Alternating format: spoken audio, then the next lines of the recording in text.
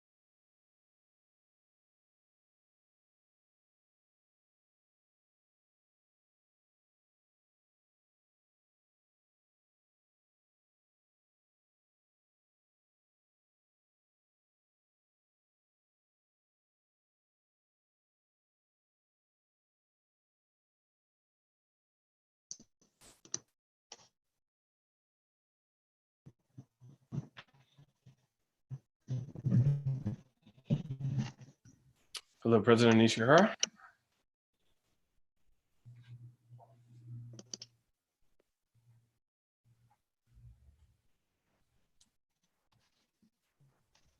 Hello, sir. How are you?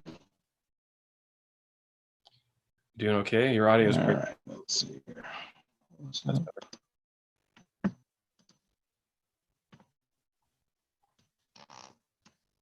Yeah, my internet's been a little weird starting up, so hopefully it gets a little bit better.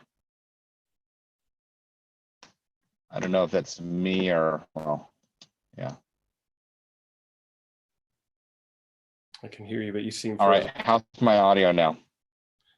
Audio is good. Video seems frozen, but audio is good. Okay, maybe what I'll do is, okay, I'm going to turn off my video, see if that helps. And if worse comes to worse, I'll dial in with my phone. All right. I would like to call to order the Board of Education meeting for Tuesday, October 20th, 2020.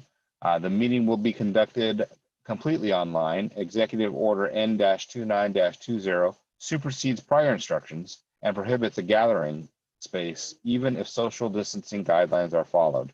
To participate in this online meeting, please see the link on our website. Live streaming will begin at approximately 6 p.m. when we reconvene to open session. The NHUSD webpage just before the meeting reconvenes to open session. All right, participants, there are no attendees. Okay, so there being no speakers for closed session, the board will now leave open session and go to closed session.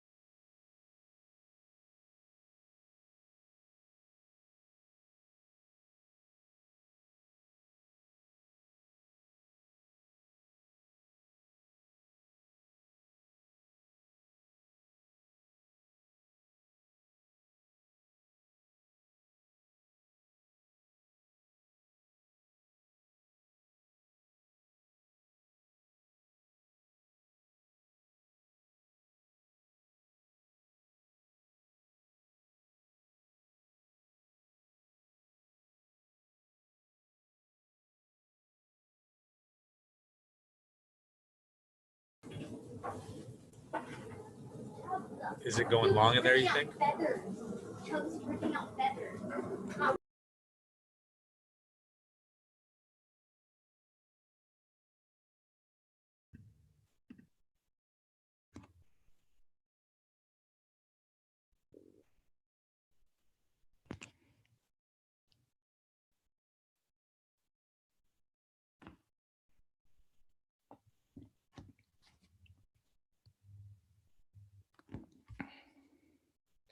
Just a sound check. Can everybody hear me?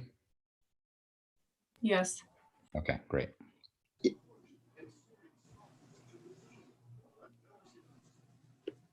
All right, the board will now convene to open session and report out from closed session. In closed session, the board approved the appointment of interim elementary principal and interim elementary assistant principal relative to items 3.2 through 3.4. No action was taken by the board.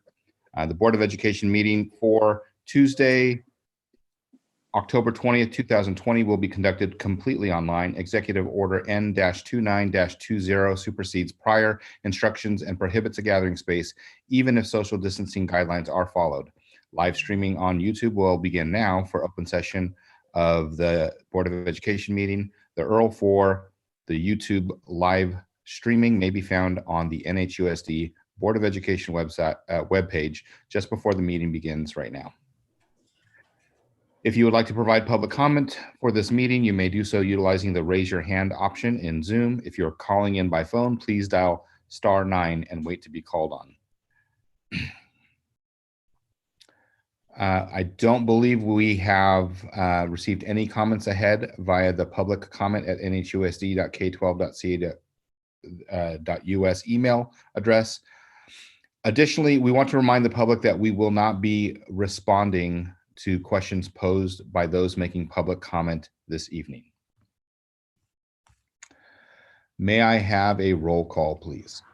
Core, Here. Canlis, Chima, Here. Wong, Here. Nishihira, Here. Velasco,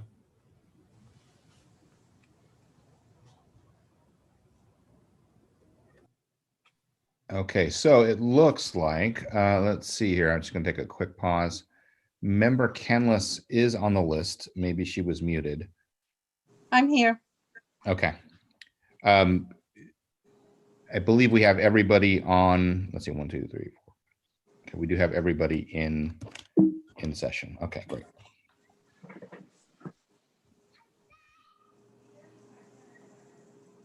Okay. May I have a motion and a second to approve tonight's agenda? So moved. Second. Member Wong and then Member Chima. Roll call, please. Core, Aye. Canlis, Aye. Chima, Aye. Wong, Aye. Nishihira. Aye. Moving on to 6.1, public comment for topics not on the agenda. Point of order, and I came in late, President Nishihara. Did you report out from closed session? I did. Okay. I did report out. Let's see here. Just a second. Give me just a second, please.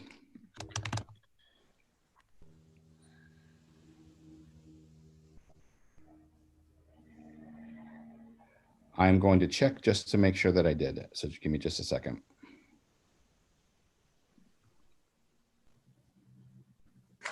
You did. I caught everything in the minutes. Okay. Oh, perfect. Thank Thanks. you. Sorry, I was having trouble Okay. getting in, but I'm in, and I just wanted to make sure we didn't miss that. Thank you. All right, perfect. All right, 6.1.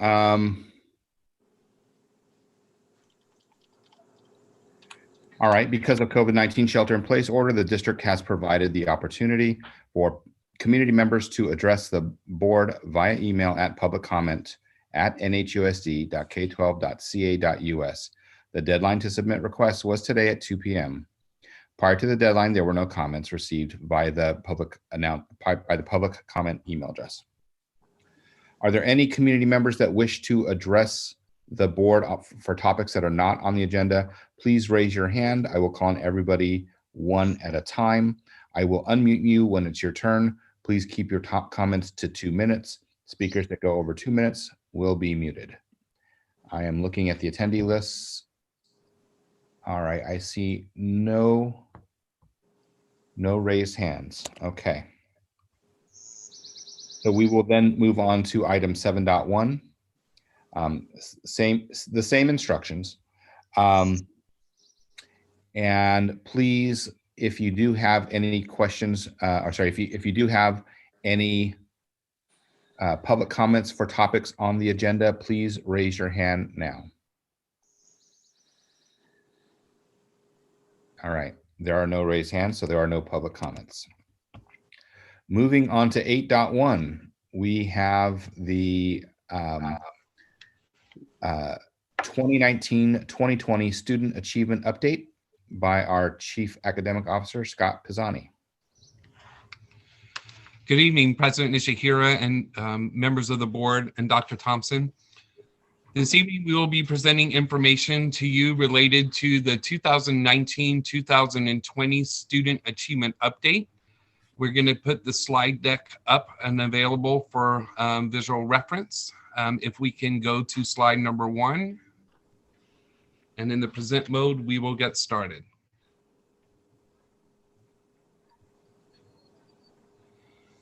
Gina, is it possible to get to slide number 1? There we go. Very good. Again, members of the board, again, this is the student achievement update for last school year, 2019-2020, which we do on an annual basis. Please forward the slide deck. As you know, in December of last year, can we move the slide deck forward 1 slide, please?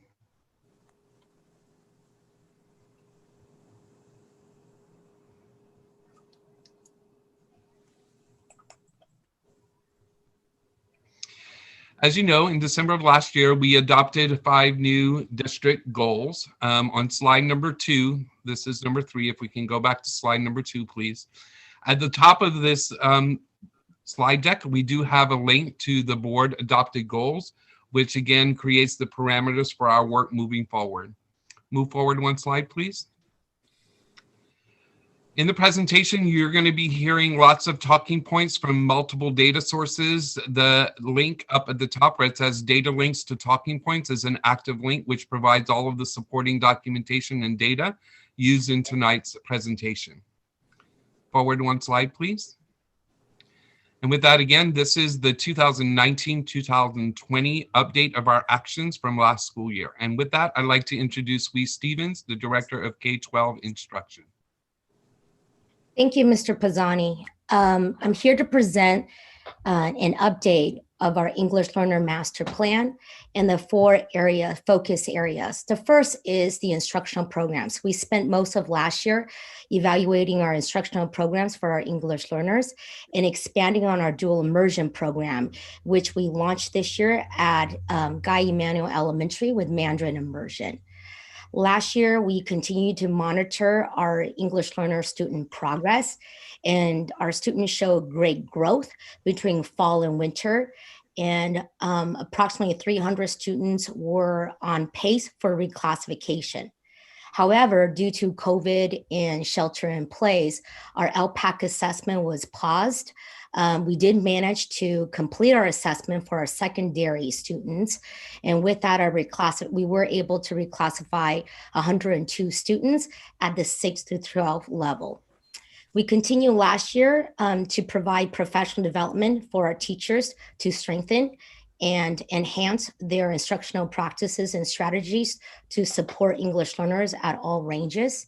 And we continue to engage in meaningful partnership with our English learner community and parents by providing workshops from items or topics that the community has shared in interest. Again, many of those efforts and workshops were paused due to COVID in March, and we will continue to focus on our efforts this coming year. So with that, I'd like to transition to Director of Pupil Services, Marcus Lamb. Good evening, everybody. In the next few slides, I will be providing you an update about our discipline and attendance for the 2019 and 2020 school year. The number of off-campus suspensions declined by 24.6%, which continues our trend of reducing the number of students we suspend from school. Having said that, the percentage of our suspensions who are special education students increased by 8.6%, and the percentage of our suspensions who are African-American students in special education increased by 14.3%. Please keep in mind that this does not necessarily mean we increase the number of students suspended. However, the number of students in these subgroups did not decline at the rate consistent with the rest of New Haven. So the number of special education students did not change from the previous year, but the number of African-American students in special education increased by 7 students. Because this percentage has gone up again, we are considered disproportionate for the suspension of these 2 groups of students, and Director of Special Services, Sarah Kapler, will further discuss this later in our presentation. Next slide, please.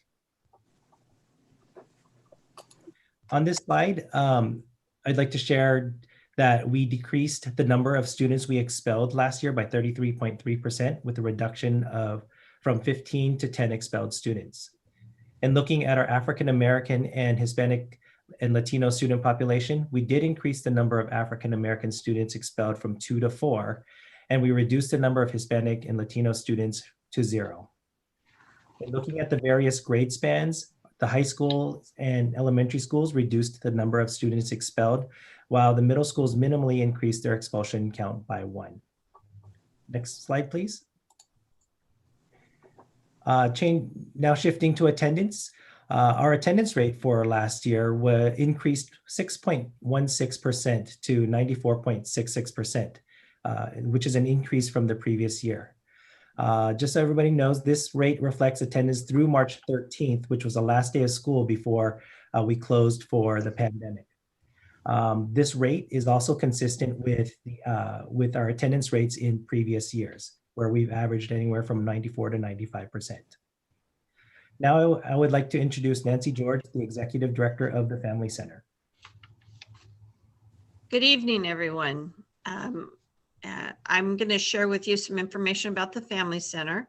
In order to reduce attendance losses, the Family Center provides a multitude of services that are designed to keep students in school and engaged. In 2019-20, we were able to provide 15,000 pounds of groceries to approximately 5,000 people. 3,000 students receive vision care, and that includes free glasses provided on site at the schools for those that need it. Another 400 received dental services at school. And our family service assistants and staff were able to do check-ins with 1,000 students and made 40 home visits during 2019-20. This was all done in collaboration with over 40 partner agencies, and 85% of the folks that receive our high impact services are from New Haven Unified School District, while 82% of our funding is now coming from various grants. I'm now going to introduce Sarah Kapler, Director of Special Services. Good evening. Thank you, Nancy. As you've seen in the past years, I'm going to be reviewing some special education data. We have seen a small decline in the number of special education students and special day classes at elementary level as well. We expect this will be true in our secondary classes in the next 3 years. Although the rate of special education is declining, it's not at the same pace as our overall population. Our rate of special education last year was 10%, in comparison with the statewide rate, which is about 11.7%. So we're still on track for that. Next slide. The CDE measures special education programs using 14 indicators. You've seen these indicators from me before. These indicators are measured using the data we collect through our IEP, or Individualized Education Plan process, and we submit to CDE through CalPADS. In 2019-20 school year, CDE required us to adjust the data from our 17-18 school year. And this data reflects that. It indicates a need to support our special education students in the purple areas of statewide assessments, suspension and expulsion, and you heard from Marcus what our current data looks like, but even in 17-18, this began. Our preschool least restrictive environment, that's the amount of time our preschool students are exposed or educated with their typically developing peers, and disproportionality by disability. Next slide. So when we talk about indicator 3, that's our statewide assessments. We created a plan to include a collaboration of both our general education and our special education teachers and administrators. However, as you know, statewide assessments were canceled in the 1920 school year. So we anticipated we will have at least another year of addressing the data in this area. Next slide. When we look at indicator 6, that is our preschool least restrictive environment data. That's the amount of time preschoolers are educated with their typical developing peers. In New Haven, we do not have a specific program for that. So last year, we embarked on our first collaboration with Kidango to create a co-taught preschool program, which is funded by Head Start. We do have one class at Emmanuel Elementary, and this class opened in late October. Of course, we didn't get to complete the year due to COVID and shelter in place. So since we didn't get the full year to pilot this program, we did not expand it for 2021. But we're really excited to see the results that this may yield in outcomes for our preschoolers. And this will be an anticipated need as well in our upcoming plans. Next. When we look at indicators 4 and 10, they both have to do with disproportionality. One is the over-identification in special education. And for New Haven, this has been our African-American population, specifically in the area of other health impaired.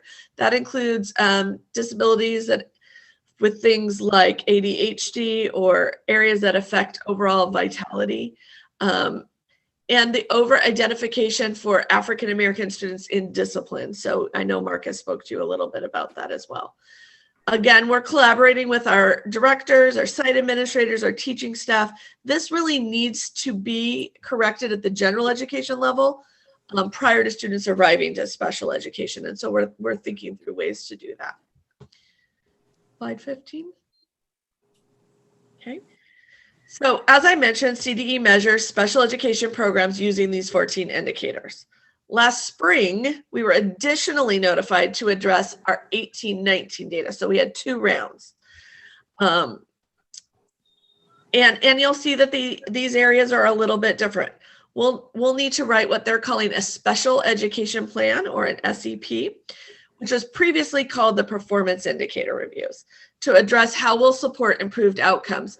And we'll need to submit that, and we'll be addressing that to you by December 15th of this year.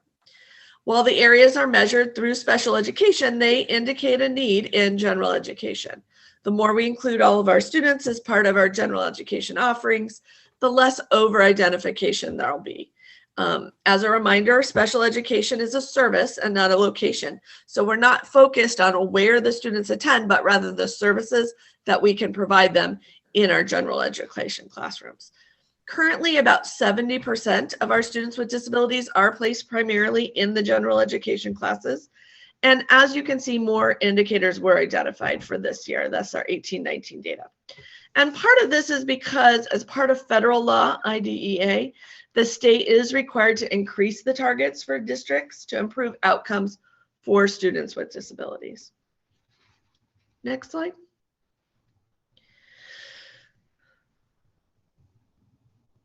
CDE has called out the 2 areas of racial disproportionality separately, in addition to requiring our special ed plan based on our 18-19 data. And our district is required to use 15% of our federal special education dollars, our IDEA funds, to support activities to improve disproportionality. This is because we've been disproportionate across 3 years. And so after 3 years, you move from disproportionality to significantly disproportionate, and there's the requirement of the 15%. The plan lists out how we're going to spend those dollars. It's called the CSACE plan, which stands for comprehensive, coordinated, early intervening services.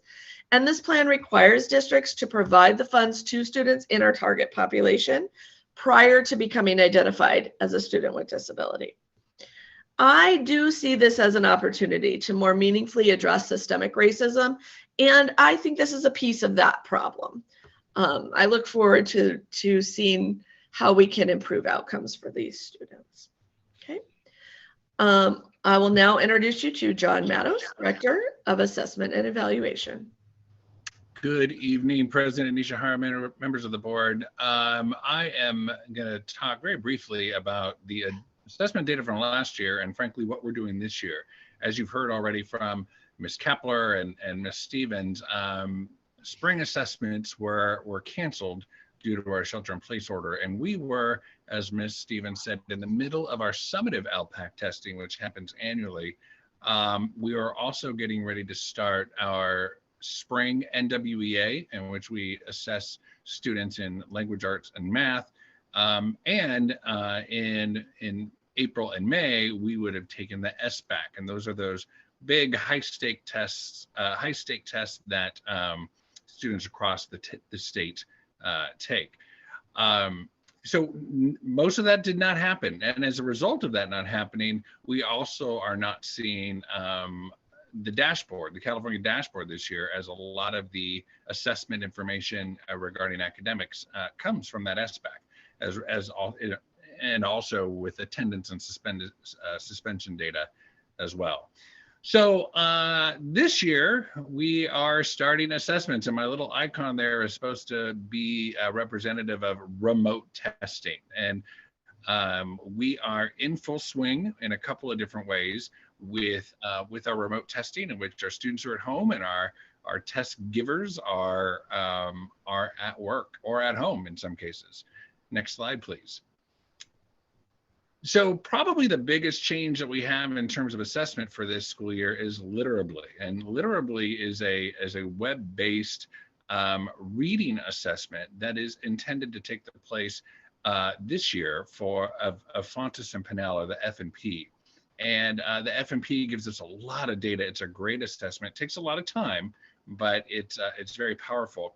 Literably helps get us pretty close to that, in which students will read sections, text sections that are at their identified reading level, and they will read it to the computer, which will record them, and then send that recording to a trained scorer who will evaluate their reading and give them a reading level. And the teachers get information like all the errors they made. They get to listen to a recording. They get to have a recommended instructional level for the students. And it's a great assessment tool that we've added this year.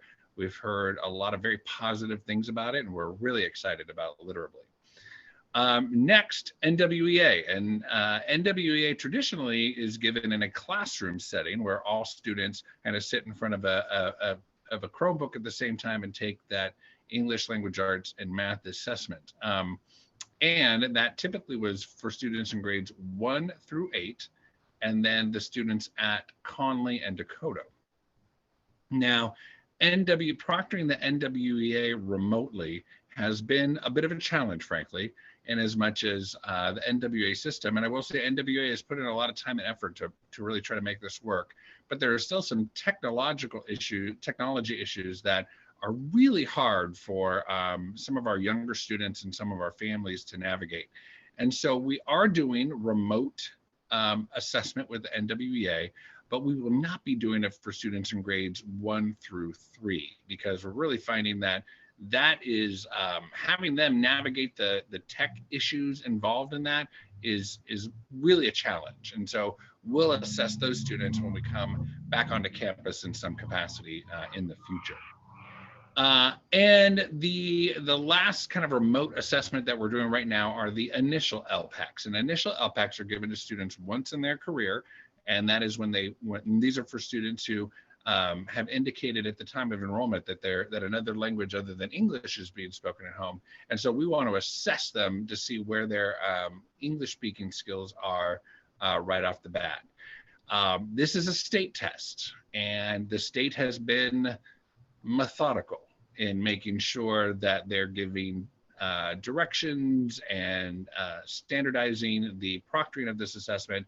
And so they have rolled out the remote instruction for the initial LPAC very slowly. Our assessment team has been working for the last few weeks trying to assess all of our students. We're plugging along, and we will be done soon. And I think in general, it's a positive experience. And so with that, I would like to introduce Ms. Mikey McKelvey, who's the Director of K-12 Instruction, who's going to be taking you through the next part. Thank you, Mr. Matos. I'm going to go over which curriculum, standards-based curriculum, the schools are using at this moment. Our middle schools are implementing the ELA/ELD adapted curriculum called Houghton Mifflin's Collections. Our elementary sites are continuing to implement the ELA/ELD adapted curriculum called McGraw-Hill's Wonders. Collections and Wonders support our integrated and designated ELD instruction for our English language learners. We also have our two-way dual immersion classes, which are implementing the Spanish adapted curriculum, McGraw-Hill Maravillas, and they are also using materials for Wonders during their English block. Our special education teachers are using the adopted curriculum at the K-8 level to support students with Common Core standards. Our high schools are continuing to implement the rigorous curriculum design, or RCD units, of study to meet their ELA and ELD standards. And this year, our middle school is implementing the NGSS adapted curriculum from last year called Impact STEM Scopes. And with that, I'd like to turn it back over to Scott Pisani, our Chief Academic Officer. We're now going to share information related to the SAT tests, which were administered in the 2019-2020 school year.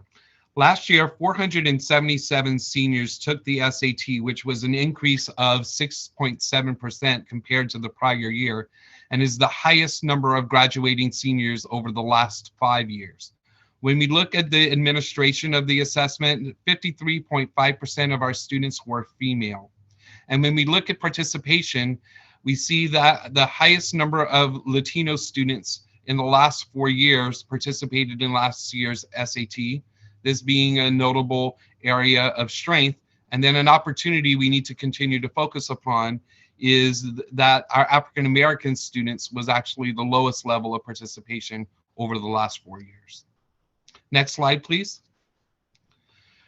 When we look at AP tests and test taken, test passed, and the change, again, there is a link at the top of the slide which makes the detailed data publicly available in terms of our AP test information. Over the last 5 years, New Haven Unified has been very intentional in order to remove barriers and open and increase access to advanced placement classes for students. Our most recent trend data for advanced placement shows the following. While students who were enrolled in AP classes are not mandated to take the AP exam, 1,094 AP exams in 38 different courses were taken in the 2019-2020 school year. And of those 1,094 AP exams that were taken, 790 of them scored 3 or above. This equates to approximately 72.21%, which is the highest percentage over the last 5 years, comparing 2016 through 2020. With that, next slide, please. When we look at our graduation rate over time, again, there have been various events that have impacted graduation rate. And again, in 2019, we had our strike, and last year we were in shelter in place and in distance learning. But in 2018-19, the graduation rate was 89.51%. And our preliminary data in 2019-20 shows that the graduation increased district-wide to 92.16%, which is an increase of approximately 2.65%. When we look at graduation rate by school sites, you can see that at Logan, at Connolly, and at Dakota, that there were increases. Most notable was an increase at the Dakota Independent Study, which increased the graduation rate from 54.17% to 71.11%. As you know, Dakota, because of its graduation rate 2 years ago, was identified as being in differentiated assistance, where the graduation rate was 39.6%. So over the course of 3 years, it has changed from 39.6% to 71.11%. Again, a notable area of progress and strength in that area. Next slide, please. Also with the graduation rate, you can see the differential between 2018, 2019 and 2019, 2020. Again, for all students, the increase that we spoke of on the previous slide. And when we look at our population specifically, our African-American graduation rate increased from 85.71 to 92.31. It's the first time that we recognize that the African-American graduation rate is slightly above the district average graduation rate.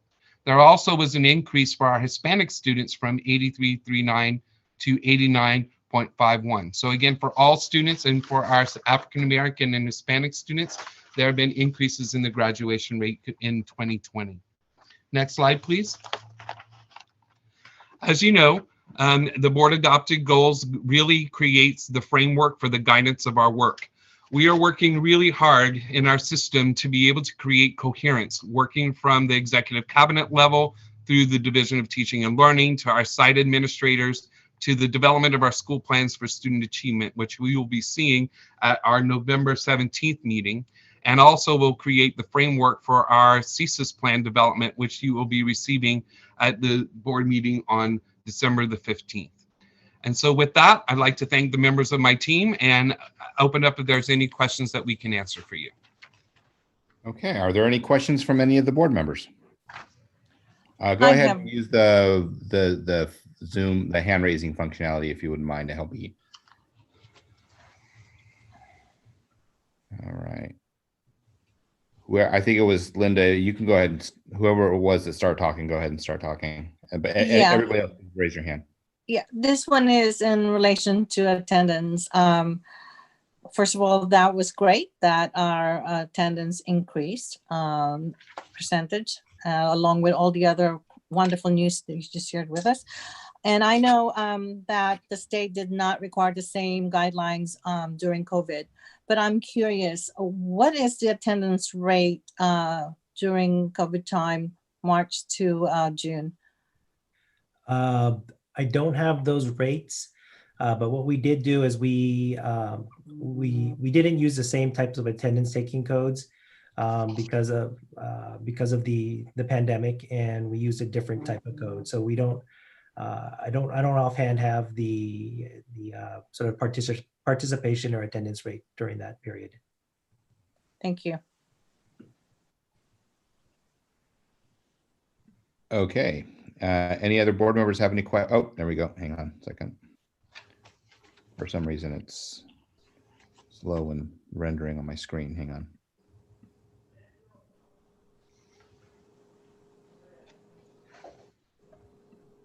Oh, there it is. Member Core. Yeah, thank you for that presentation. I don't know if you have this number off the top of your head, but what percentage of our student body are African American? Right now, we believe it has historically been approximately 6% of our population. Okay, because obviously, you know, the data that was shared in various different segments all kind of allude to the disproportionality of the African American student body.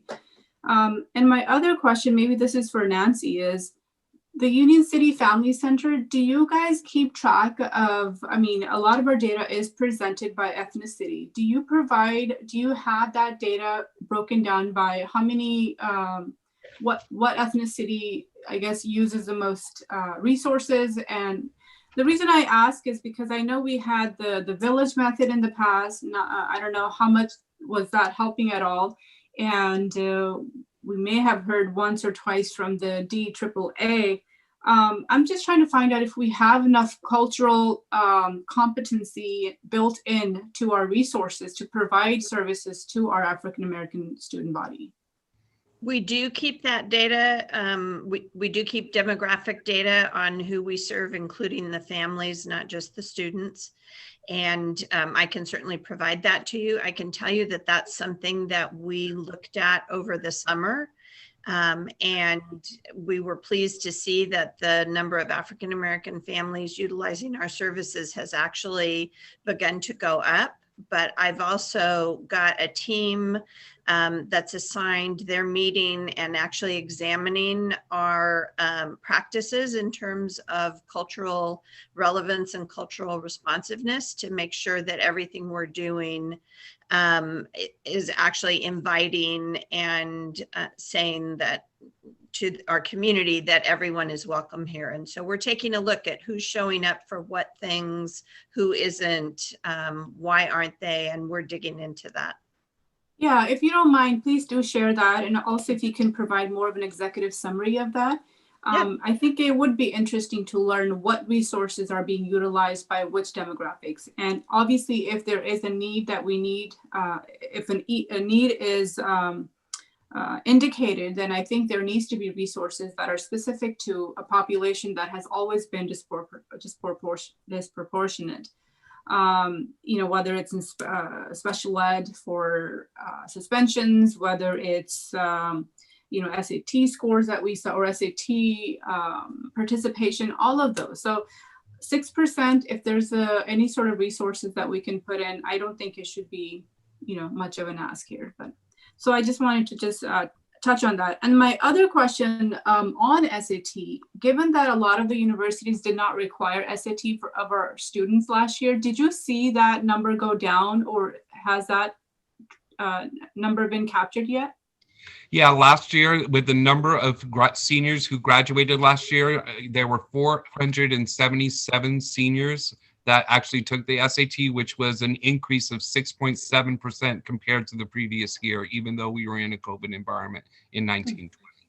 Okay, that's very interesting. And are we offering SATs free, or is it just pre-SATs that are offered to all our sophomores or juniors for free? So PSATs on this year, again, in this COVID environment is not going to be an option for us for the upcoming year in terms of the administration of PSAT. SATs, I think, are still being worked on at current. I believe that it's on hold, but it's currently under consideration for revisement due to COVID. So again, there's not the requirement for SATs for the graduating class for 2021, as that's been publicly announced. If I can just add a comment there too, that the SAT data is probably pre-shelter in place that was generated, because once shelter in place went into effect, no students took the SAT. So that was all pre-COVID. And now, of course, with the Supreme Court ruling that the SAT is essentially illegal for use in the admissions process in California, I imagine the days of the SAT are probably numbered across the country. Okay, and my last question is for Sarah. Some of these indicators that we had seen in the past, oh, is she still on? I don't see her in my blog, but some of the indicators that we have seen from the special ed department, they're repeated over and over. And my question to you would be, the actions that are built in to address those, have you found any that don't necessarily work? And are there any that you feel like, you know, have been working, but they're just going to take longer? Because if we're seeing these come up every year for the past 3 years, then it leads me to believe that the actions that we have built in for them may not be working. Yeah, I'm here. Can you see me now, Sharon? Well, I agree with you. I think we do see a fair amount of repetitiveness. And I think it's part of both of what you said. One, special ed data and numbers does move a little slower. I'm very excited about our preschool numbers.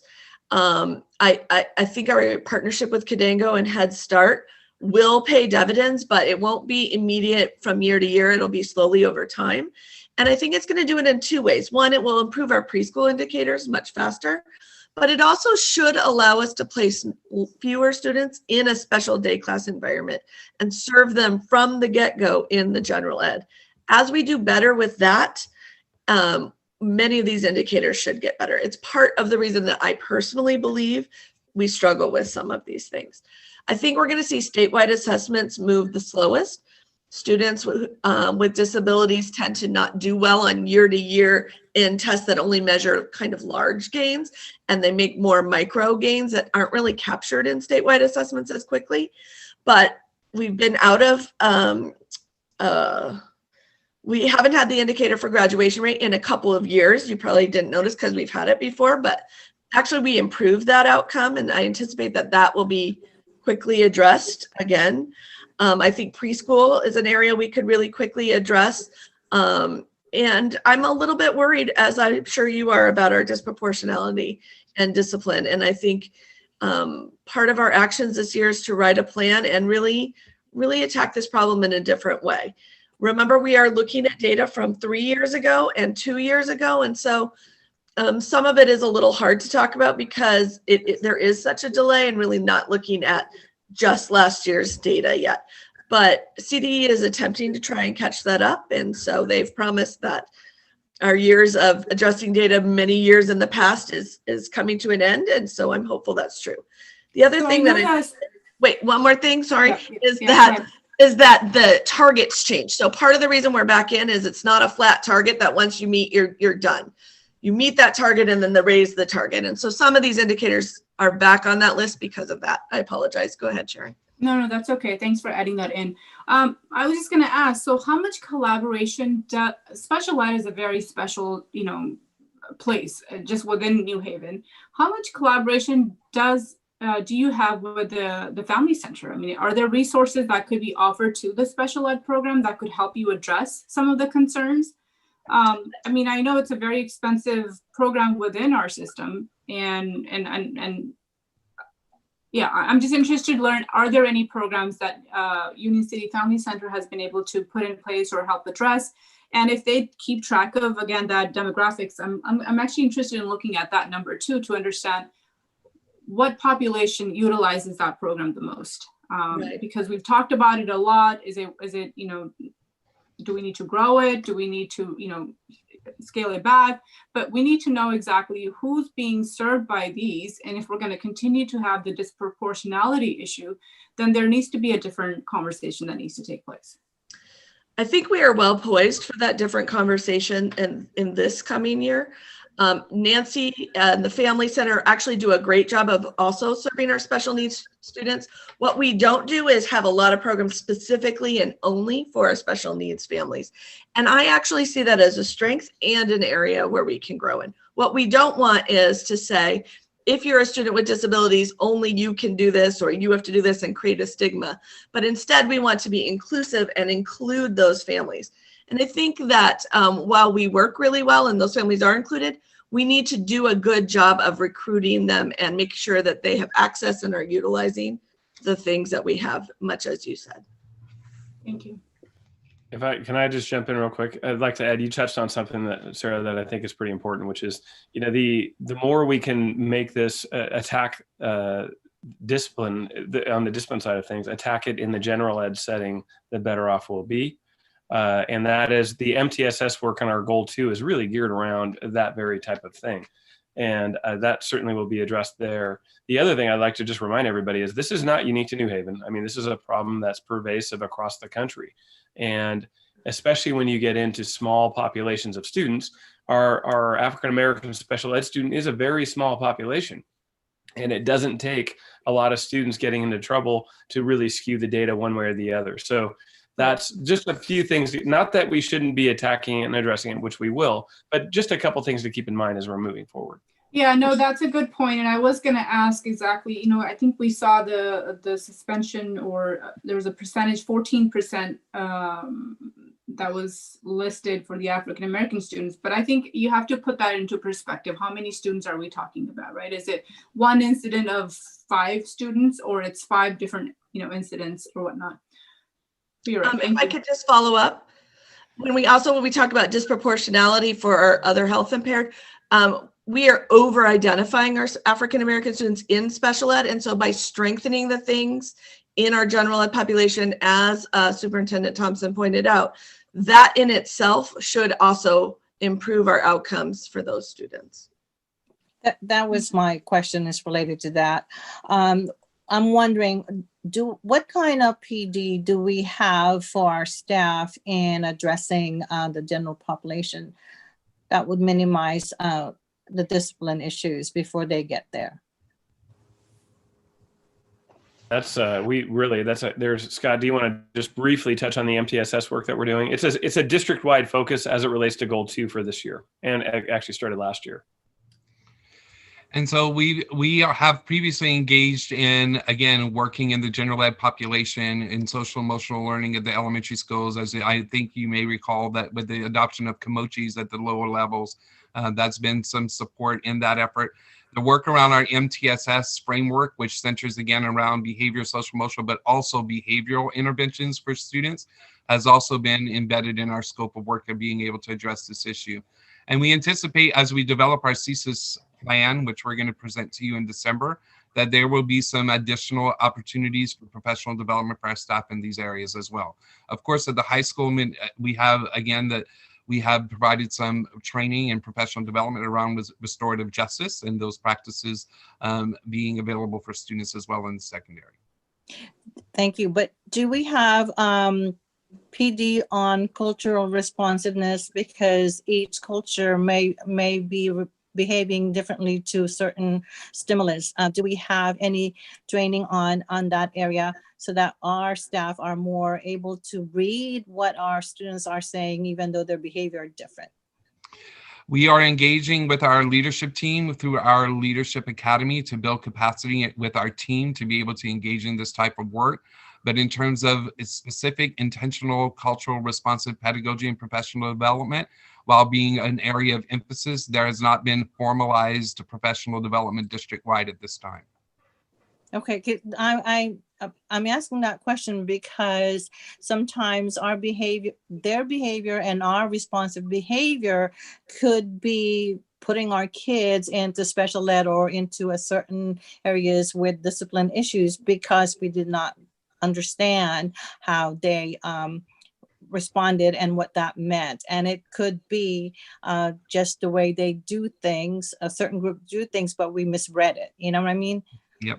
So something I'm curious about what we need to do, maybe perhaps in the future. My other question is for regarding EL students. I think I heard you say the reclassifications. First of all, thank you. That was a big number of kids being reclassified in the upper grade.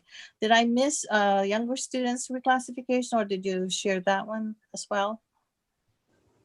I shared that we weren't able to administer LPAC to our elementary levels prior to shelter in place. We did collect achievement data to make a prediction of how many students may be reclassified, and the numbers were almost doubled at every elementary site. So it was quite an exciting review. However, we just didn't have the opportunity to administer the LPAC to obtain that reclassification number for our elementary level. Will we be able to do something distant wise, or we need to wait till we get together again in person? Most likely the students will be administered the assessment this spring. They did give us a small window in the fall to administer optional summative LPAC. However, most of our efforts, as you heard from Mr. Matos, have been really administering the initial LPACs, is taking a little bit more time in order to do that in a distance learning environment. Thank you.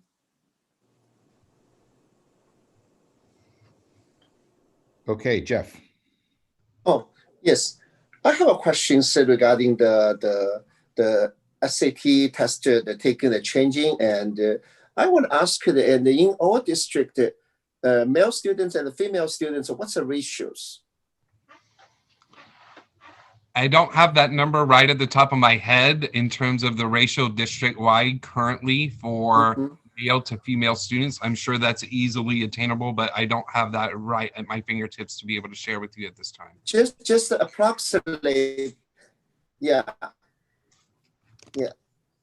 The question is, and I mean, you mentioned and about we have 477 students, and which is a 6.7% increase, and take SAT, which is great. And you also mentioned, and there's the 53.5% are females. So I want to see this is how they related this data. And this is my first questions. My second question is in this pages, I not sure understand it. I mean, I'm missing it. And we see the 4 years and Hispanic Latino participation increased, and African American participation is decreased. Okay, what are you talking about 4 years? I mean, the 4 years consistently take this program or what? Yeah. No, this is taking the comparative data of the number of Hispanic students over the last 4 years. This was the highest number over 4 years. So from 2016, it was the highest Hispanic Latino participation in taking the SAT. And so that being an area of relative strength. Again, an opportunity that we really need to also take a look at for our African American students. Conversely, since 2016 and over the last 4 years, it was the smallest number of African American participants who actually took the SAT. Okay, and there's one day that you said the graduations and African Americans, and it's the first time they are higher than the average and for the school-wide. And we also should have some data, and I just have a suggestion, and their participation and also the college enrollment as well. And we also need to see why the African American and the groups, their participation is lower. This is things, and I say maybe we should get more information and study.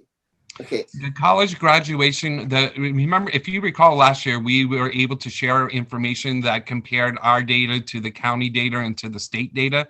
Again, at this current time, that has not been released, primarily due to COVID. And so we're not able to make those types of comparisons currently. Yeah, understand. And I believe that the Nishihira, President Nishihira and I, and we ask many times, we try to have those data. And when students graduate, what school they go to, I think we should collect the data. And this is very good to the marketings. Yeah. Okay. And another thing is, and I very like the positive things, and we help the students get ready and for when they graduate to go to college. So we have a SAT, the preparation, the class. So since last year, and we're no longer using the SAT, are we going to cancel this program, or what other program we will help the students get ready and for the next levels when they graduate from the high school to go to the college? What do we plan have? And yeah, and are we going to continue to the SAT? SAT only not in California, but there's some students may be concerned going to the out-state study as well. Yeah. But again, the administration of the SAT is administered through the College Board, which we, again, don't have any authority over. Due to COVID in place, there have been severe restrictions on in their capacity and ability to administer the SAT in a COVID and in shelter-in-place environment. And just a reminder, the SAT, we're going to have to look at a different metric, because the SAT, if it's unlikely that other colleges will continue to use it as an entrance requirement. And because I know the UC is trying to come up with a different assessment, but the SAT is, you won't, next year during this presentation, for example, you won't have any of this information about the SAT. So we're going to have to look at new ways of measuring things and whatnot, because it's not going to be happening in California like it has in the past. Yes, agree. 6. Yeah. If I can also circle back, my team has texted me to let me know that currently in 1920, we had 5,729 male students and 5,318 female students, which was 52% male and 48% female. Okay. So, the more likely the male is a little bit higher than the female. Okay. Thank you. Okay, Member Chima. Okay, most of the questions got answered for me. Just want to share that some students, they are interested in taking PSAT. And I have already discussed this with our superintendent, Dr. Thompson. And there is a petition going on the change.org to have that a PSAT test administered. But it is said right now that it's beyond our control at a district. It's up to the college board. So I did have the communication already with our superintendent, Ed Scott Pisani. So if in case some students, they contact the other school board members regarding this, so we need to guide them to have their communications opened with the college board. That's all I have to say. Thank you. Okay. Great. Thank you, Member Chima. Seeing no further hands, I'll go ahead and chime in. I just wanted to thank the staff for putting this presentation together. I enjoy it every year.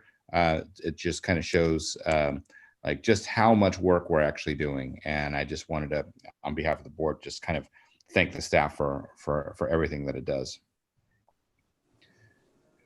Okay, moving on to 8.2 is a presentation for the Educational Services and Technology Reorganization Plan.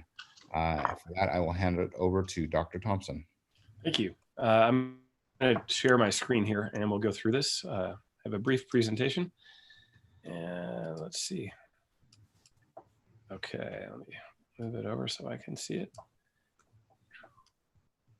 All right, so let's see, can everybody see that on full screen? Just give me an, whoop. There we go.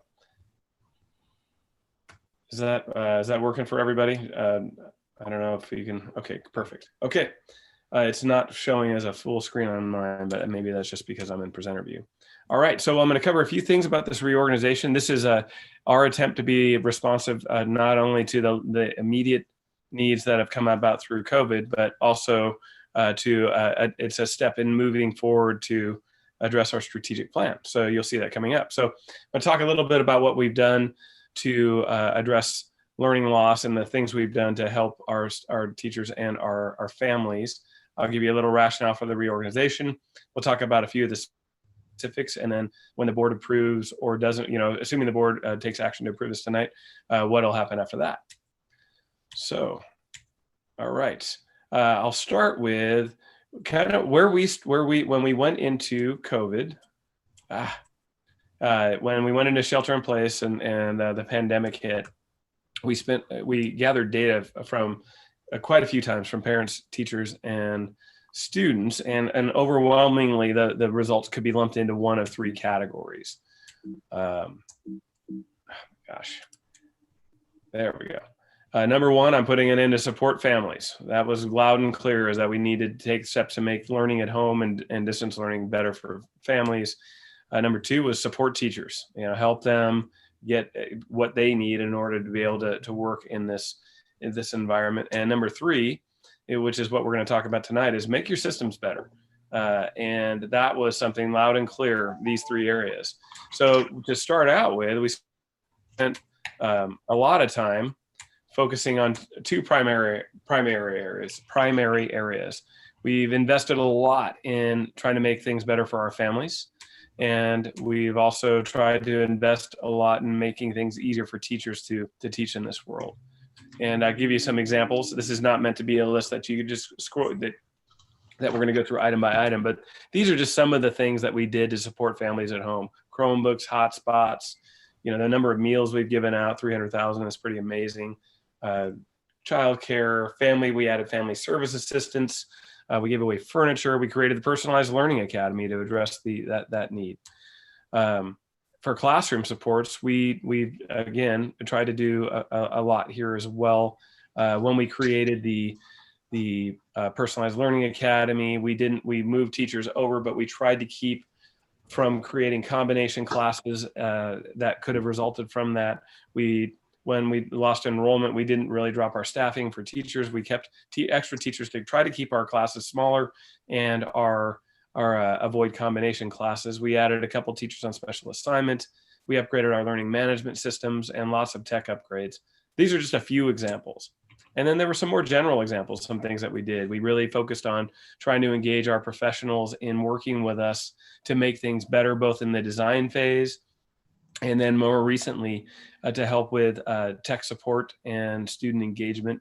Zoom, of course, we had to like it or love it or hate it. It's we spent some money. This is a small example again of some of the things that we focused on. We haven't spent any money on or invested any time and energy into really is fixing our systems. And there's two areas that we really heard loud and clear from our community, which is, you need to make these things easier to access. And this is coming both from students, from parents, and from teachers.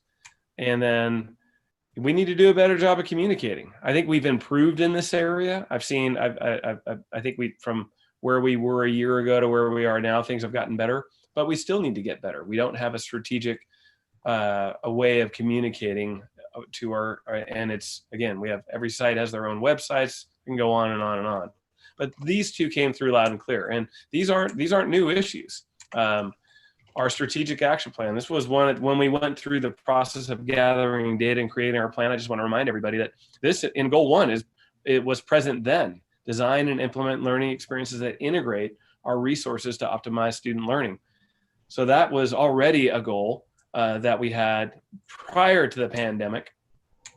Another one, developing consistent and aligned communication systems, identified before the pandemic, certainly something that became present even more so during the pandemic. And then again, that gets back to providing our families and our community. And when I talk about our customers in this case, I'm really talking about our students, our teachers, our parents, our classified staff members, providing a good experience for them in terms of communication and how we're sharing information.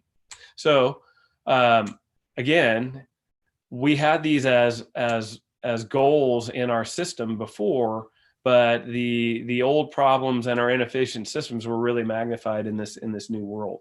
It made trying to address our systems even more important. So when we're looking at how to do that, we take a look at the root causes and what are the sources of this disconnect with our systems and our communication systems, and how do we make them better?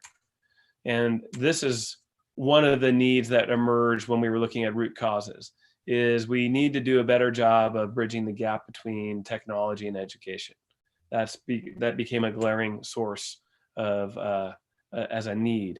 The other thing is, really, if we're going to communicate, we need to do it with intentionality and with a plan in place, and we do not have that right now. And so that's something that with the reorganization that you'll see coming up will address this need as well. So what are the steps? What are we going to do? The first step is to address the tech ed integration piece. This reorganization that we're proposing tonight will move the technology department within the Ed Services Division. The other big step it's going to take is going to reorganize once it moves there, reorganize kind of shuffle the chairs around within the Ed Services Division once tech is over there, to create what we're calling the Digital Service Department within that division. And let me show you what that looks like. So here's an example of the way traditionally, and this is not unusual, a lot of districts were set up this way traditionally. I do want to point out that in the Business Services Department, one of the areas that really kind of functions on its own, but is definitely part of the Business Services Division, is the bond and construction related area. So if I was going to do this again, I would have added that back in. But in this graphic, you can see technology is in the Business Service Department, and then Ed Services is separated, and that there's this gap between the two areas. So decisions being made in the educational services world have to span that gap in order to get into the technology world. And, conversely, technology is kind of, when they're functioning in their world, there's that disconnect between Ed Services. I think our staff has done a great job of trying to bridge this gap, but structurally, this old structure doesn't lend itself to having integrated decisions and integrated planning take place. So moving forward, what we're proposing is taking, if you go back here, you see technology up top under business services, and then in Ed Services, you see data and assessment. And in the new model, what we're proposing with this reorganization, bear with me, is we would combine technology and data and assessment into what we're calling the Digital Services Department within the Ed Services Division. So what does that look like? Well, first of all, it eliminates that gap right there because it's now all housed under the Ed Services Division. But within the Digital Services Department, you'll see these three areas. Assessment and evaluation was always something that was there and still needs to be there. And then technology now moves into that area. And then you'll see something new, which is an intentional area that focuses on communications and making that an intentional focus and with strategies, with articulated planning that goes into that. And that will all be housed under Ed Services, under into that division under the Digital Services Department. So There you have it. There's the match made in heaven there between ed services and digital services. So that's where this is how we want our clients, our customers, our students, our parents, our teachers and staff to feel when we get everything up and running the right way. So let's talk about the steps, the areas of focus. It's kind of highlighted in the graphic, but I want to be real intentional about it as well in terms of, so everyone knows what we're talking about. The 3 main areas of focus are going to be, again, integrating technology, streamlining our systems and processes, and then creating and implementing a communications plan with intentionality. So those are, I'm sorry, I'm going back and forth. I have this doing this in screen sharing is a little wonky for me right now, the way it's set up. But anyway, so this digital services department within the Ed Services division, these 3 areas will be significant areas of focus moving forward. So tonight, what are we asking? Is this the board approving the reclassification item that's in the action section? We'll do several things. The first, it's going to reclassify the Director of Evaluation and Assessment position to the Director of Digital Services. I'm always mindful of cost, and this is a no cost item. There's no raise here. There's no increase in salary. It's the same salary range. It's just simply reclassifying the position title and the work assigned to that director. It's going to restore a coordinator position. Last year, we cut 5 administrative positions. We cut a certificated coordinator position, and this action to approve the organization would restore this position. There is a cost to that, and I'll show you the specific costs coming up. It would add a CSEA position. We have an information systems specialist position. This would be a new position that would focus on our communication information systems. And that's that third leg of the digital services stool there that I showed you above. So here are the costs. So this year, since we have, by the time we get all of this up and running, the cost we anticipate to be about $125,000, and we don't anticipate that this will hit any of our general fund money that we get this year. We're going to be able to, I think, use successfully the CARES and COVID money that we have, and some money that we've had designated for some of these purposes that we haven't been able to do yet because we haven't had the structure in place. So I don't anticipate a general fund impact this year. Moving forward, I always like to look at things in 3-year blocks because that's how we build our budget. Next year, the full cost of the 2 new positions, the one restored certificated coordinator position and the new data or information services specialist position, the total cost for those 2 positions will be about $225,000 a year, plus the statutory costs. And again, I think next year, I believe that we'll be able to, in 21, 22, structure things with the money that we're receiving in a way that doesn't have an impact on new general fund money. The 3rd year out in 22, 23, I can't tell you how that, I think we have to assume in 22, 23 that these costs will be borne by the general fund. And I take that back.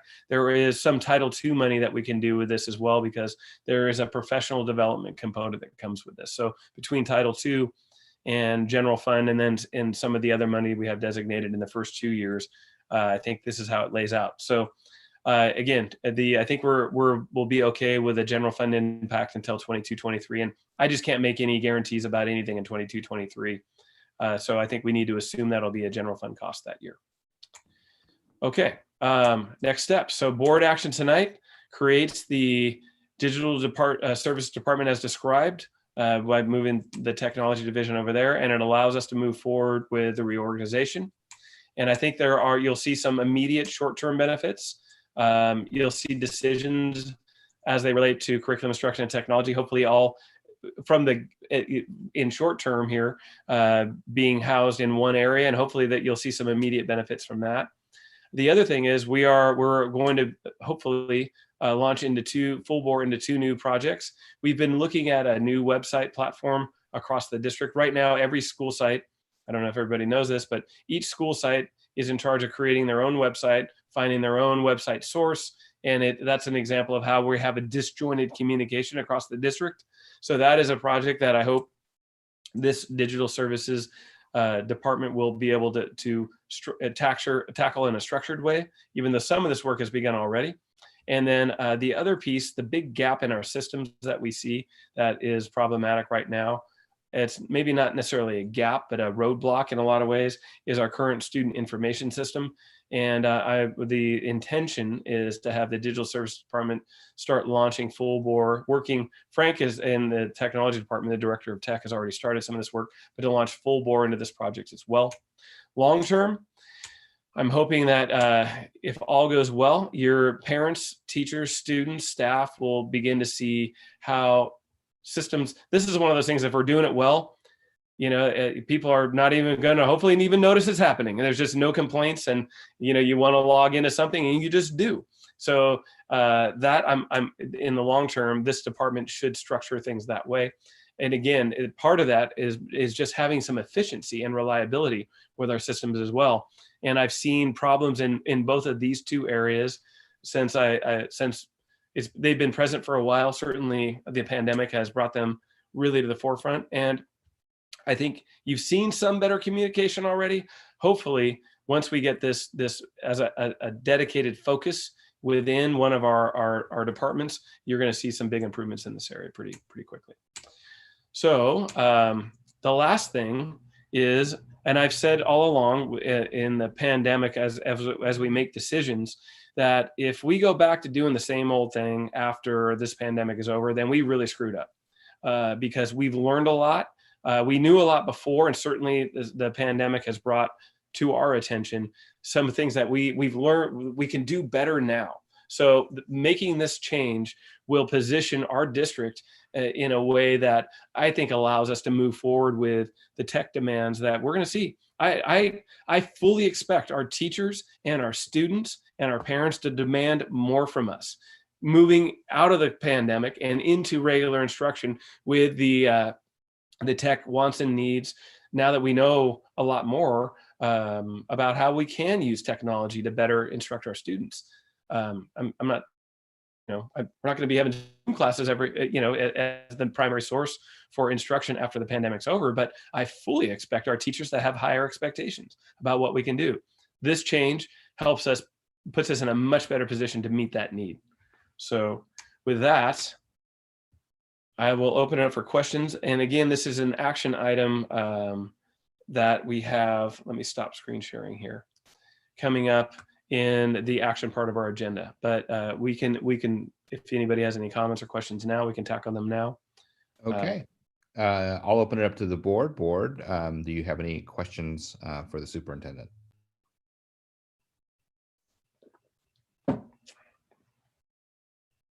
Okay, seeing no comments. Sergi, Member Chima, Member Core, your hand is up. Yeah, well, I was just going to say thank you for this information. And I know you have really front loading a lot of that information to us and with the stakeholders as well. So I appreciate you putting all the hard work in before presenting a very comprehensive and solid plan. I'm excited to see how it's going to unfold. And I'm also happy that you would at least configured in 3 years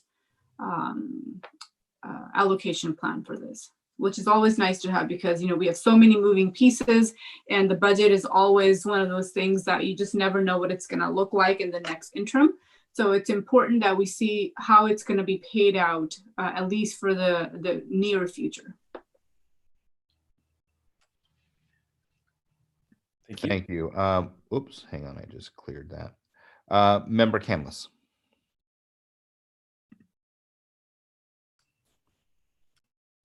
I think you're muted. You're muted, Member Canlis. Sorry about that. Again, I do not have a question, but I want to thank you for front loading the information again, so we are able to look at it and be familiar with what you have ahead of time.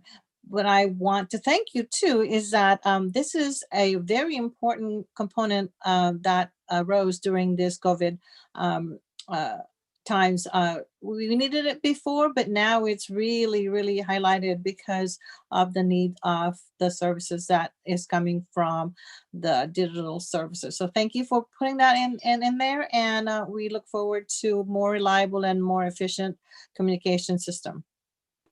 Okay, Member Chima. Thank you, Member Callis. Along the same lines, I remember I've been asking about this streamlining process for a long, long time. So hopefully, like they say, never let any crisis go to waste. So I think we are utilizing this time better, and streamlining our technology is the future now. So it's better we are doing this right now. Thank you. Thank you. All right. Seeing no further hands, what I will say is thank you. This is actually not simple work. There are a lot of different pieces of it that come from a lot of different areas, all the way from, started off, the conversation started within the Communication and Advocacy Committee, but then COVID actually highlighted areas that showed systemic weaknesses, all of the technology that we're trying to integrate was just falling apart with our old SIS. It actually showed what I wanted to do is I wanted to thank the staff for being responsive to the needs of the district and the students and the teachers and the classified staff. I think this is going to improve a lot for a lot of people. And it's a long time coming, and it's really good to have the kind of technical and digital leadership that I think we're starting to see in other public institutions, but very few school districts are taking on this leadership position the way that we are. So I'm very excited to embark on this and really excited to see where it goes. Thanks. The easy part will be approving this tonight. I think the hard work begins as soon as you do. So, but I'm looking forward to it.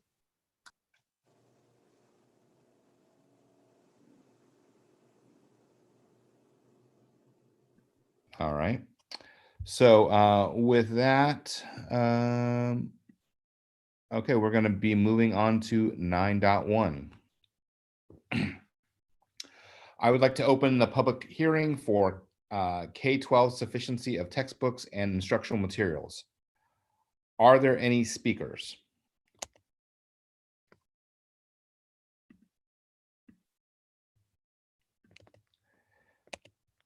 Okay, seeing no speakers, let's see here.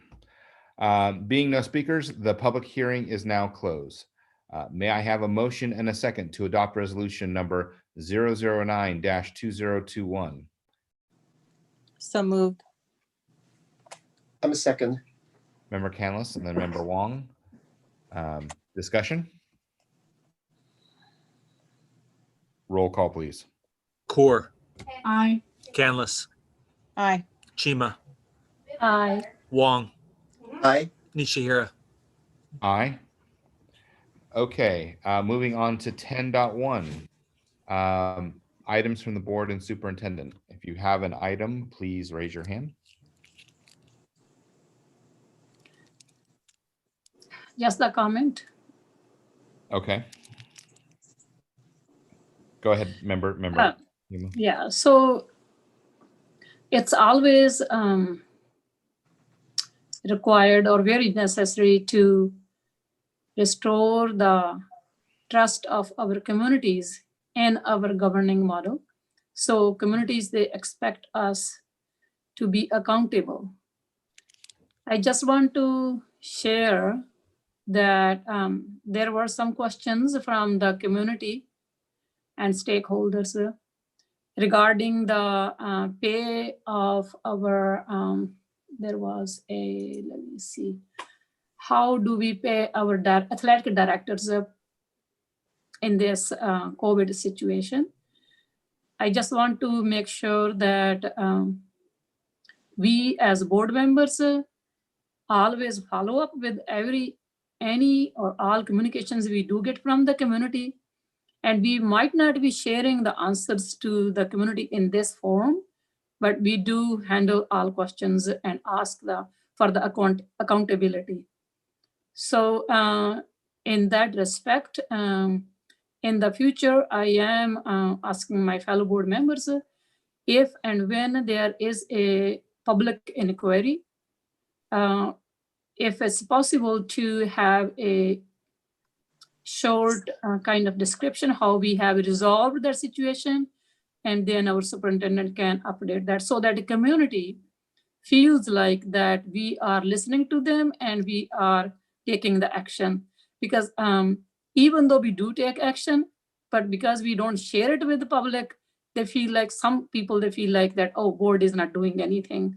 So in that light, if Dr. Thompson, if you don't mind sharing that, how do we handle that, paying the athletic directors in this pandemic in 1 or 2 sentences? You can share that if you feel like.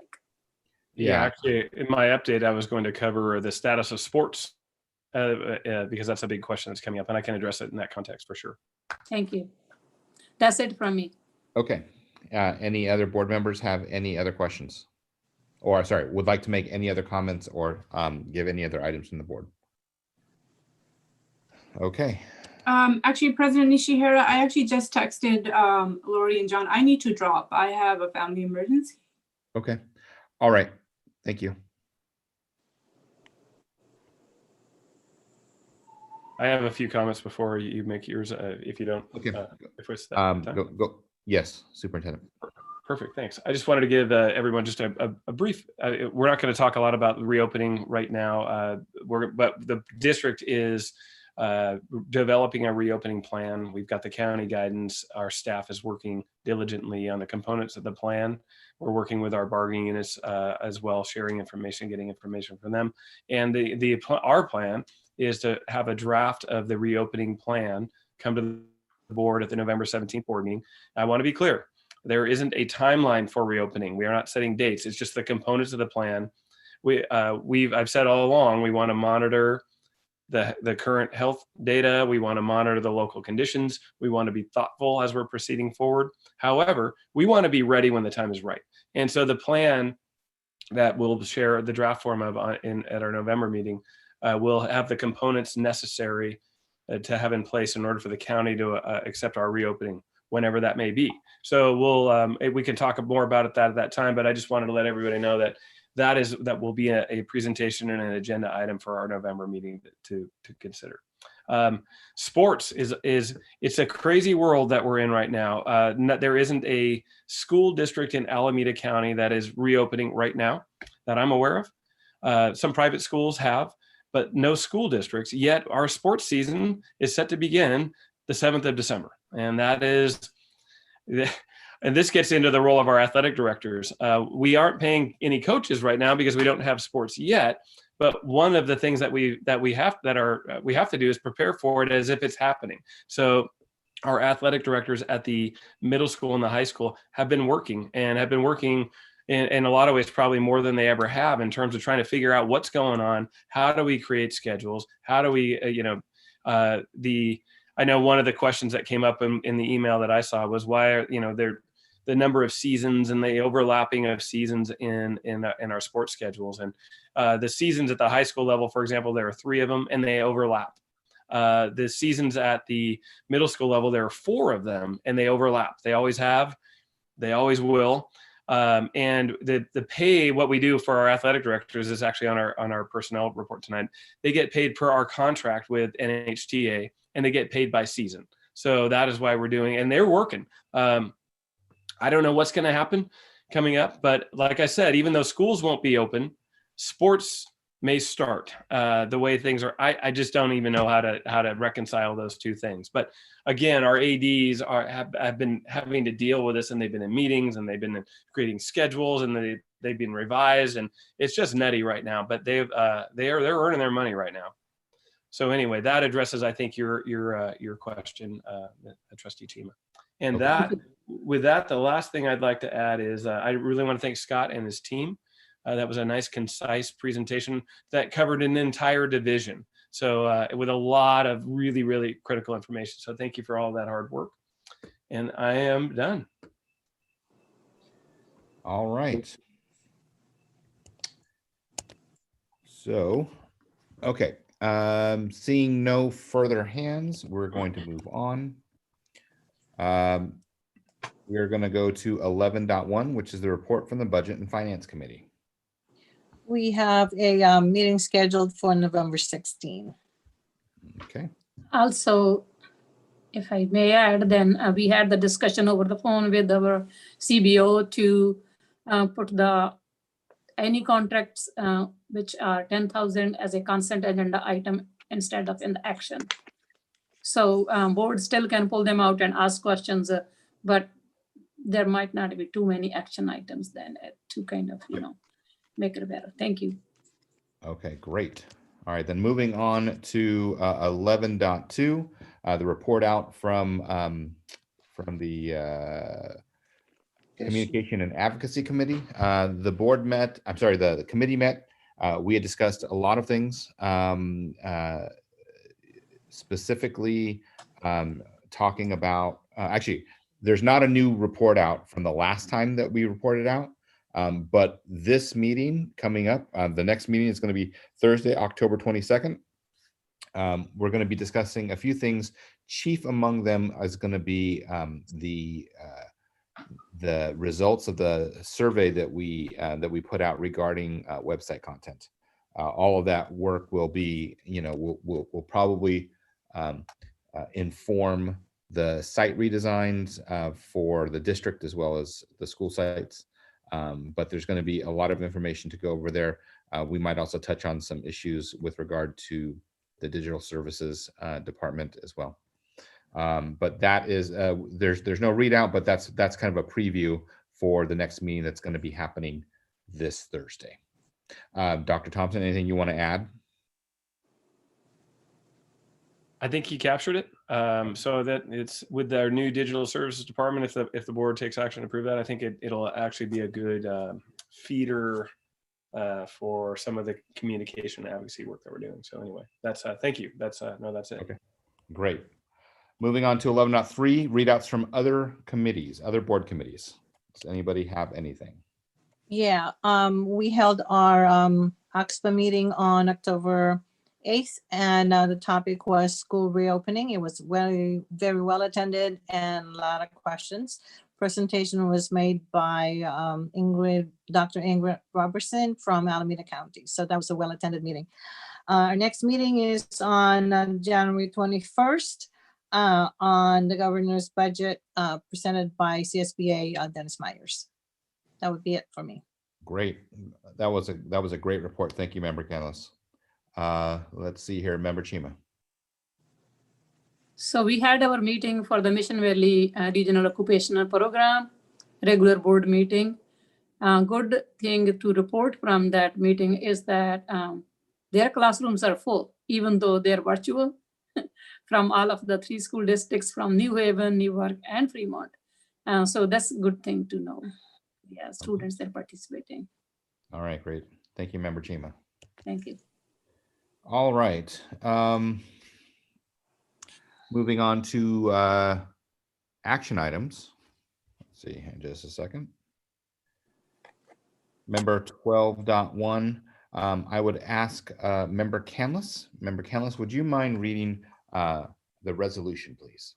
I'd be honored. Thank you. New Haven Unified School District Resolution number 010-2021, Filipino American History Month, October 2020. Whereas this is an appropriate time to promote and reflect on the richness of Filipino and Filipino American history and culture, and to provide all Americans with the opportunity to learn and appreciate the honor the Filipino Americans and their historic and social contributions to the history of USA. Whereas our New Haven Unified School District is the first in the nation to name a school after Filipino farm labor leaders Lariat Leong and Philip Vera Cruz. And whereas it is necessary to instill in our youth the importance of education, history, and ethnicity in creating eminent role models, in establishing a proud cultural identity, and producing exceptional citizens of this nation. And whereas the Filipino American National Historical Society established Filipino American History Month in 1988 and subsequently every October. Several communities throughout the United States and its territories have celebrated this occasion to commemorate the anniversary of the presence of the first Filipinos in U.S. soil and to observe its heritage and recognize the social, intellectual, and economic contributions of the Filipinos and Filipino Americans in this country. And whereas Filipino American servicemen and servicewomen have a long-standing history of serving to protect and defend this country and the armed forces from the Civil War to the Iraq and Afghanistan conflicts. And whereas the earliest document evidence of Filipinos in continental United States occurred in October 18, 1587, when mariners called Luzones Indios under Spanish command landed in Mora Bay, California. And whereas today the Filipino American community is the second largest Asian American group in the United States, with an estimated population of 3,400,000 people. And whereas our city of Union City has an estimated population of 14,000 Filipinos and Filipino Americans who have had a profound impact on California's history, values, and culture. And whereas the Filipino community played an important role in Union City's rich agricultural history, thereby helping to shape its landscape. And whereas immigrants from the Philippines and their families truly have enriched our nation through their work in agriculture, their service in the armed forces, their contributions of skills and expertise as engineers, scientists, accountants, teachers, lawyers, nurses, and doctors, and their participation in public offices, civic affairs, and community activities. And whereas Filipino American History Month was first proclaimed by the 111th Congress of the United States in November 2009. Now, therefore, be hereby resolved that the New Haven Unified School District hereby issues this proclamation in honor and recognition of October 2020 as Filipino American History Month. Thank you very much, Member Canlis. You're That was welcome. wonderful. Okay, may I have a motion and a second to adopt Resolution 010-2021, Filipino American History Month? So moved. I move. I'm a second. Okay, so that was Member Canlis and then Member Wong. What I heard. Okay, discussion. All right. Roll call, please. Core. Canlis. Aye. Chima. Aye. Wong. Aye. Nishihira. Aye. Moving on to 12.2. May I have a motion and a second to approve the Educational Services and Technology Reorganization Plan? I So move. moved. Second. That was Member Wong and then Member Canlis, I think. Yes. Okay. Discussion. I have a comment. Yes. Okay, and yes, and the discipline, and I know the looks very great, and yeah, and it can be working very efficient, and it can really leading our district for the next generations, and I'm very excited, and yeah. Agreed. Comment. Agreed. Comment. All right. Yes, Member Chima. So this is a long time coming. I'm glad that it's happening right now. I know we are just beginning and starting. So as we move forward and implement that, so we will keep improving. I look forward to a more uniform from the technology perspective, because that's our future, more uniform and consistent communication across the board in our schools, in our classrooms, and our district site. Okay. Thank you. Thank you, Member Chima. All right. Seeing no further questions, roll call, please. Canlis. Aye. Chima. Aye. Wong. Aye. Nishihira. Aye. Okay. Moving on to 12.3. May I have a motion and a second to approve the system for processing contracts under $10,000? So moved. I move. Second. Member Canlis and then Member Chima. Discussion. It was a good move. So this should be, okay, all right. Roll call, please. Canlis, Aye. Chima, Aye. Wong, Aye. Nishihira. Aye. All right. Moving on to 12.4, may I have a motion and a second to approve the waiver of community service hours graduation requirement for 2021? I So move. moved. Second. Okay, I think that was member Wong and then member Chima. Yes. Okay. Discussion. Roll call. Good timing. Oh, Good timing. Good timing. That's all. Good okay. timing. Roll call, please. Canlis, Aye. Chima, Aye. Wong, Aye. Nishihira. Aye. Moving on to 12.5, may I have a motion and a second to approve the mural at James Logan High School? I move. I'm second. Member Chima and then member Wong. Discussion? I was just wondering because there was no note or anything, background information that how this idea came about. But it's a good idea and I like it. There is no problem. But I was just wondering how this idea came about. If somebody can share that, that'd be good. If not, you can share it later on. Okay. Along the same lines as member Chima, I also think this is great. I think maybe there is opportunity for further discussion, and maybe the folks over at the James Logan ASB maybe take charge of this, but figuring out because there's a lot of murals. Some of those murals are weathered and the quality hasn't kept up, and some of the paint has been chipping. I'm wondering if it makes sense to appoint or to have a group over at Logan kind of take a look at kind of the murals to see if there are some that need to be kind of captured and preserved in photographs, and then and then maybe either refreshed or maybe replaced. So that's something to think about as well. Other than that, that's the only other discussion point that I had. Anybody else? We have pardon the interruption.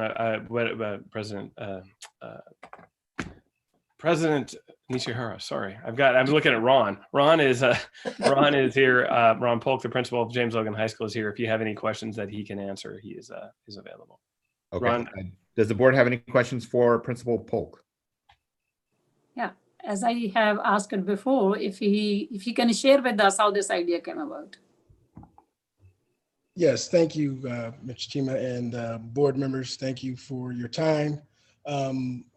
I had thought about this project once I was elected as the principal at James Logan.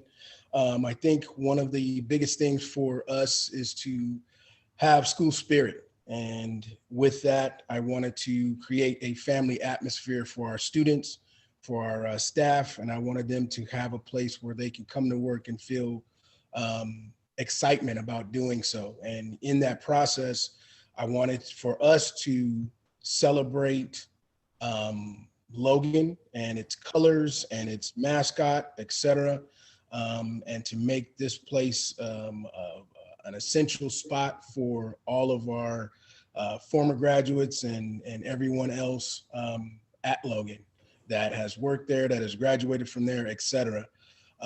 The mural itself, I had actually found a woman who has done several murals in Hayward and in Oakland, and she is a former Logan graduate along with her partner, Rafael Castillo, and her name is Irene Shirohi or something like that. I can't recall her last name specifically, but they are both Logan graduates, I believe, in 2004.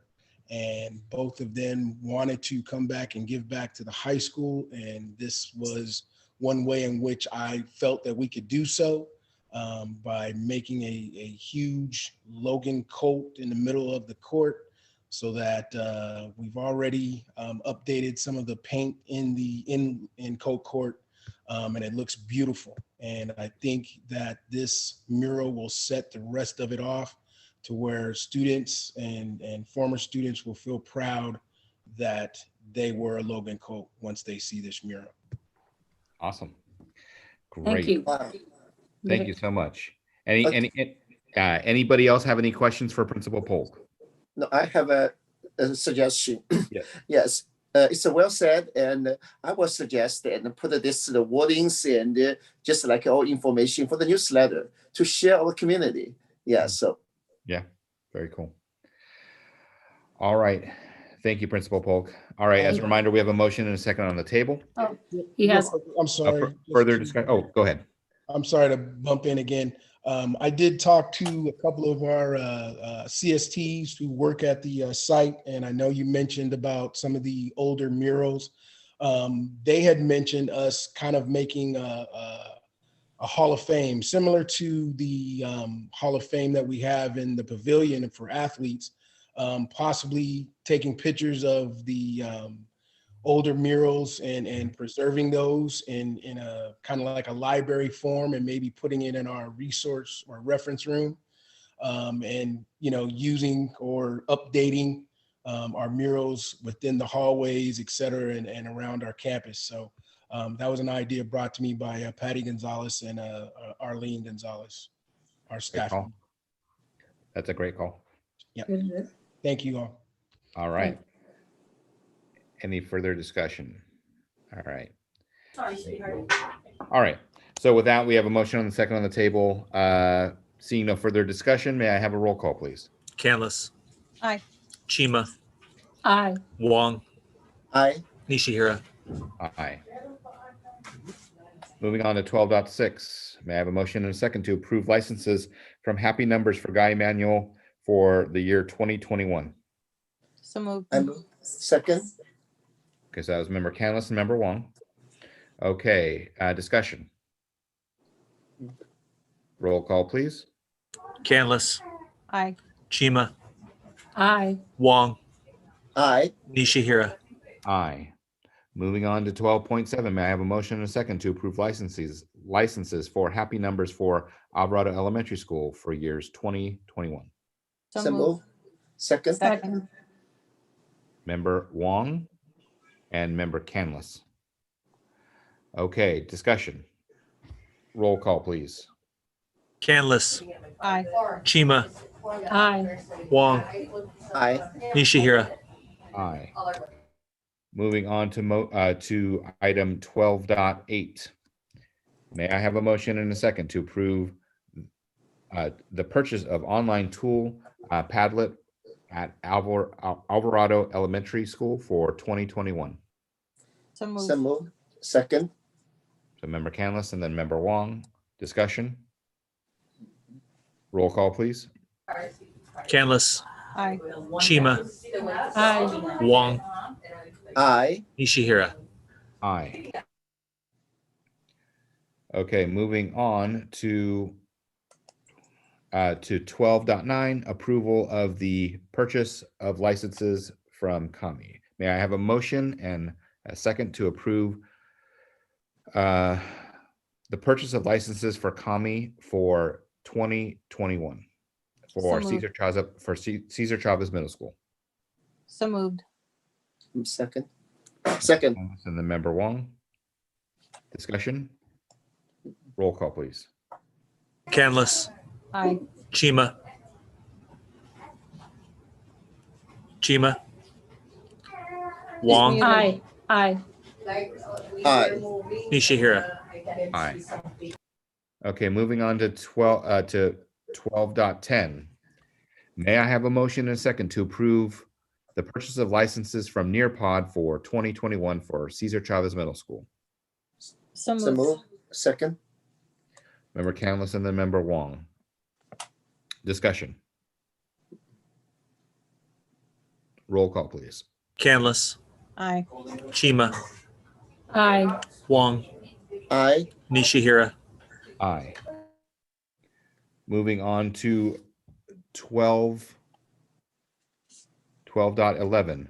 May I have a motion and a second to approve purchase of licenses from Teachers Pay Teachers for 2020-2021?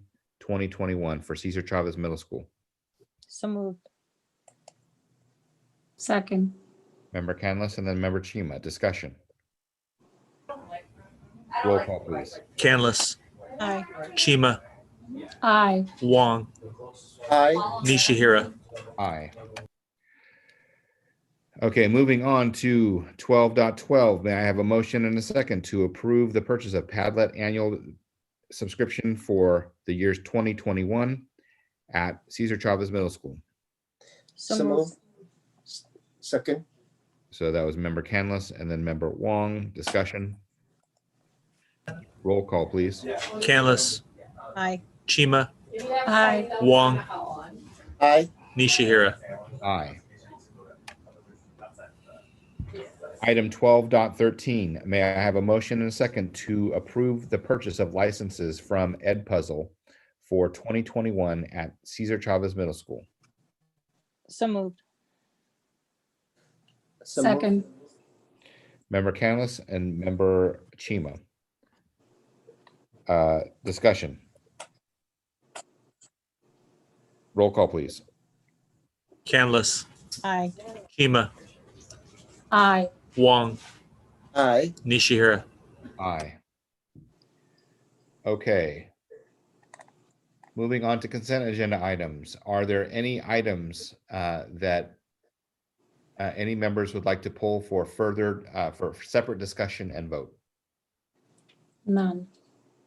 Okay. Seeing none, may I have a motion and a second to approve consent agenda items 13.1 to 13.9? So moved. Second. Okay, so that was Member Canlis. Chima and then Member Wong. Oh, Member Canlis and then Member Wong. Sorry. All right. Discussion? Nope. Roll call, please. Canlis, Aye. Chima, Aye. Wong, Aye. Nishihira. Aye. Okay, we will be skipping item 14 as nothing was pulled from consent. Moving to 15, which is assessment of governance procedures and protocols. Any members want to highlight today with regard to governance or meeting? Okay.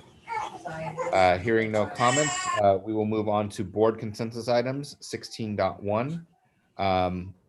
Do any members have any items that they would like the staff to work on? No. Nothing. Okay. I do have one. I right now I don't hear anything with regard. I'm not hearing any feedback at all, which is really odd, around how our virtual learning, our personalized learning academy is doing. I don't hear anything good. I don't hear anything bad. I don't hear anything at all. I think that at some point, maybe in one of the meetings moving forward, it'd be great to just get a summary report for how things are going. How many how many people are Participating. How things are going. I mean, I'm not saying that we should do like a big, like a formal survey or anything, but I just haven't heard anything. So I would just love to hear how things are going, just as an assessment of where we are, because I think it is an area for us to focus, and I would just love to hear just how things are going. Yeah, absolutely. That's a great idea. I think I'd like to highlight that program. So it's a perfect opportunity to do that. And it kind of fits with our, the reopening plans, because the PLA will play a role in that too. So I think it's perfectly timed. Love to do it. And we'll get that for you. Yeah, put in the So- agenda. Yeah. Yeah, thank you, member. Thank you, President Nishihira, to bring this up. Actually, I was also thinking about it because we do hear here and there on the Facebook posts, parents posting such and such stuff. It feels like it's pretty full program. So, but yes, update is needed. So thank you. Okay. If I may, President Nishihira. Oh, sorry. Oh, yes. Go ahead. Is there any specific information that you would like included in this update? The number of students I heard you mention? Yeah, numbers of students, if there's a wait list, if there are feedback that you've heard, either strengths or areas of focus and improvement. really the intent is, how do we grow the program, right? How do we take advantage of it to really reach students in ways that are customized and personalized for them? I think there's a lot of big opportunities here, and I would love just to see kind of how to, assess how it's doing so that we can improve it and make it much more, take it to the next level is really kind of the big theme here. Like I said, it's just been kind of a black hole. Like I haven't heard anything, but I'd love to hear kind of a report. The people I have Member Canlis has her hand up. So go ahead, Member Canlis. Yeah, I know that we take CBIDs in October. So I was just wondering how our attendance looked like, or have we done CBIDs yet? If I can just interrupt for just a second as a point of order, I'm assuming we have consensus on the PLA task, right? I think everyone, I just want to make sure we're following. Okay, so if there's any objections, let us know. Otherwise, we'll assume that the direction is a board consensus. That would be fine. Okay. I need to add on some things, and I like to have more information. And even we did lots of promotions, and lots of parents are still confusing, and more questions. And since will be the first semester will be ended by the December, and maybe we can. We don't need to say succeed or not succeed. Just more information, just what it is, right? And let people. I think that was it. Just a little bit of transparency on how things are going. That's all it. One more thing I would like to add is. Go ahead, member. Is that if we can have some kind of criteria to compare this program with versus the other classes in our classrooms, because there was some conversation in the community at the time when we were offering this PLA program versus each classroom, and what were the concerns from the parents? I think I'm just assuming that some parents, they were thinking, oh, that might be like too big of it. There will not be any personalized instruction or attention from the teachers. So from that perspective, how are we doing? How many students we are having in each grade level or section? Is it even divided into the sections? How does that work? The whole thing. Okay. All right. So okay. That was for the question around PLA. So I'm assuming that's all. And I think Member Canlis started to talk about attendance. So Member Canlis, would you like to continue on with your report? Right. Perhaps next time if they could update us about the attendance, online learning attendance, and of course PLA as well. Okay, great. Thank you. All right. I do not have anything else for consensus items. Looks like the board does not either. So let's see here. That looks like we are we've completed our business for the night. And so with seeing no further business, we are adjourned. Can I say something before you close? Yes. I know we don't have a meeting until November 17. So I'm just going to wish all our candidates for the election. We hope we see the same faces after after that. So thank you. Thank you, Member Canlis. All right.